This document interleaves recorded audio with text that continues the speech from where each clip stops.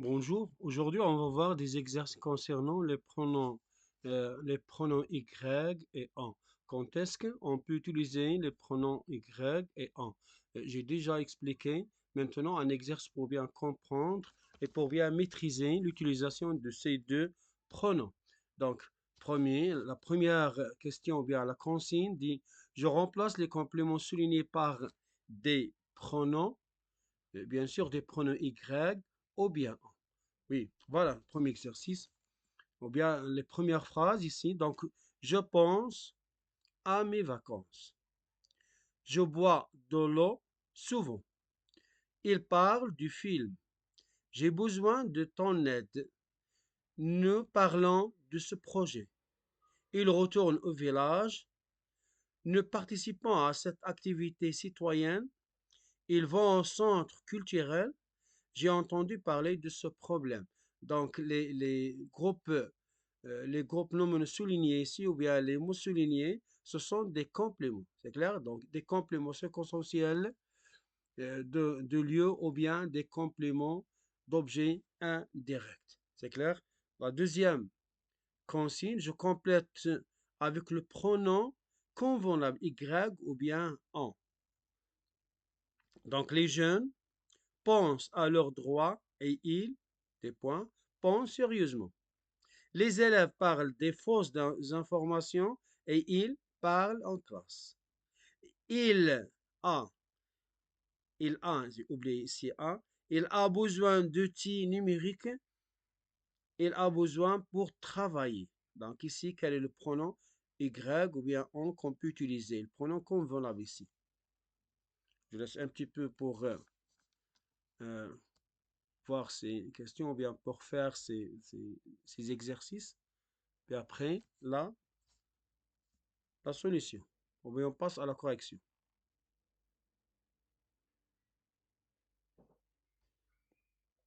Maintenant, on passe à la correction. Donc, je remplace les compléments soulignés par des pronoms. Donc, prenons par exemple la première phrase. Donc, je pense à mes vacances. Donc, je pense à quoi?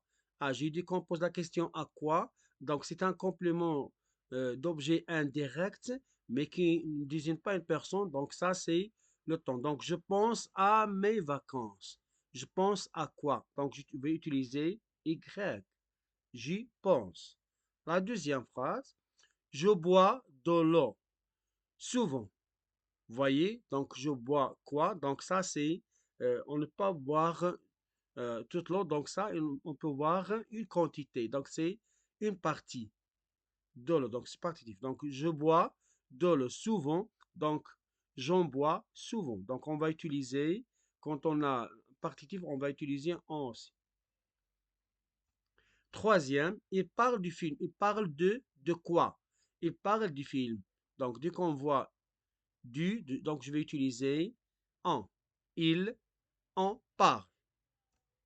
L'autre, j'ai besoin de ton aide. J'ai besoin de quoi? De ton aide. Donc, on a deux ici. De quoi? Donc, on va utiliser en. J'en ai besoin. Nous parlons de ce projet. Nous parlons de quoi? De quoi? Donc, ici, nous parlons de ce projet. Nous en parlons. On va utiliser le pronom en parce que de ce projet. De quoi on parle? Il retourne au village. Il retourne où? Donc ça, c'est un complément circonstanciel du lieu ou bien c'est le lieu. On va utiliser Y. Il y retourne. Nous participons à cette activité citoyenne. Nous participons à quoi? À quoi? Donc, on va utiliser Y avant le verbe. Nous y participons. Ils vont au centre culturel. Ils vont où? C'est de la même façon qu'ici. Donc, ils y vont. J'ai entendu parler de ce problème. J'ai entendu parler de quoi? De ce problème. J'en ai entendu parler. Donc, donc si vous avez compris ces phrases, donc vous allez compléter ces phrases avec en ou bien y. Donc, ce qu'on peut retenir de ces phrases, bien cet exercice, c'est quand on pose la question à quoi, on va utiliser y. Si on dit de quoi, on va utiliser un en. tout le temps précédé par de la, de la, du, etc. Des, on va utiliser le pronom en. Deuxième consigne, je complète avec le pronom convolable y ou bien en. Les jeunes pensent à leurs droits. Ils y pensent sérieusement. Pourquoi j'ai utilisé Y? Parce que les jeunes pensent à quoi? À leurs droits. À leurs droits. Donc, je ne répète pas. Les jeunes pensent à leurs droits. Ils pensent sérieusement à leurs droits. Donc, ici, pour éviter la répétition, et c'est de la même façon. Donc, on a quoi? On va utiliser Y. Les élèves parlent des fausses informations. Parlent de quoi? Donc, parlent des fausses. On a des ici. Donc, on va utiliser.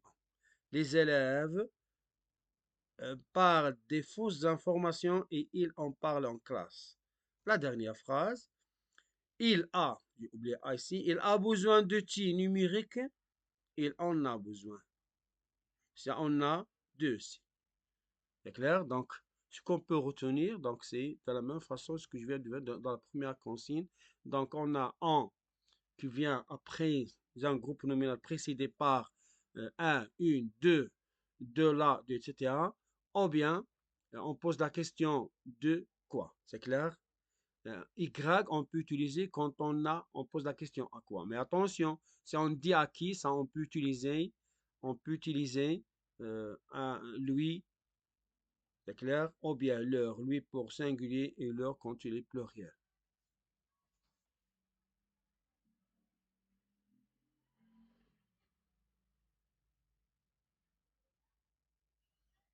Voilà, je vous laisse pour voir les réponses, pour comparer avec vos réponses.